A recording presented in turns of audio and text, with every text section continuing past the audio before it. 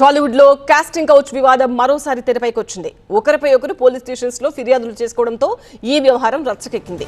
ఇటీవల ఒక సినిమాలో హీరోయిన్ ఫ్రెండ్ క్యారెక్టర్ చేస్తున్న నటి కాస్టింగ్ ఏజెంట్ ప్రసాద్ పై తీవ్ర ఆరోపణలు చేస్తూ బంజారా హిల్స్ పోలీస్ స్టేషన్ లో ఫిర్యాదు చేసింది.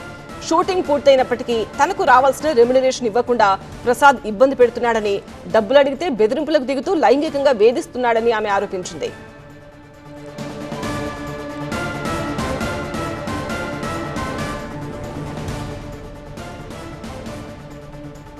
మరోవైపు నటి చేసిన ఆరోపణలను కాస్టింగ్ ఏజెంట్ ప్రసాద్ పూర్తిగా అవాస్తవం అంటున్నారు.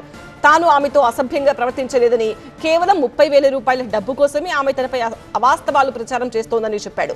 అంతేకాకుండా సదరు నటి తమ ఇంటికొచ్చి గొడవ చేసిందని, ఈ విషయమై తాను ఇప్పటికే ఎస్ఆర్ నగర్ పోలీస్ స్టేషన్లో ఆమెపై ఫిర్యాదు చేసినట్టు ప్రసాద్ వెల్లడించారు. ఇరు వర్గాల ఫిర్యాదులపై పోలీసులు దర్యాప్తు చేస్తున్నారు.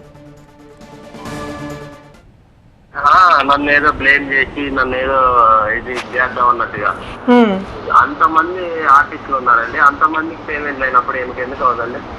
ఓపీ పడితే అవుతుంది కదా. ఏమన్నా రికార్డు ఉంటుంది కదండి, ఎక్కడ కలిసాము, ఎక్కడ ఉంటుంది, ఎక్కడ ఏందనేది. అప్పటి నుంచి ఆమెకి మాకు గొడవలు అవుతానే ఉన్నాయి. ఎస్ఆర్ నగర్ పిఎస్కి కూడా పోయినాం మేము. పిఎస్కపోతే ఇది ఎందుకులే అమ్మా ఈ చిన్న పంచాయతీలు, నేను మీకు పిలిపించి మాట్లాడతాలే, మీ సెటిల్మెంట్ చేస్తాలే అన్నారు. అయితే ఆమె రావట్లా, ఫోన్ చేస్తా అసలు రావట్లా.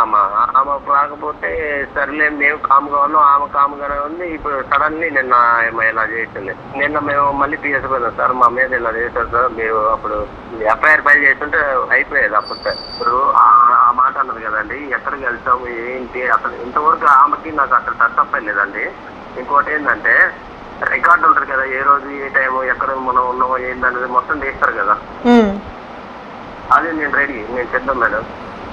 ఓకే, ఆ టైం నుంచి ఇప్పటి వరకు నేను రెడీ. నేను ఎక్కడికి రమ్మన్నా వస్తాను. అసలు సెటిల్మెంట్కే రావట్లే. ఫస్ట్ ఆమె టార్గెట్ ఏంటంటే నన్ను బ్లేమ్ చేయడం, నన్ను ఏదో చేయాలా, నన్ను ఏదో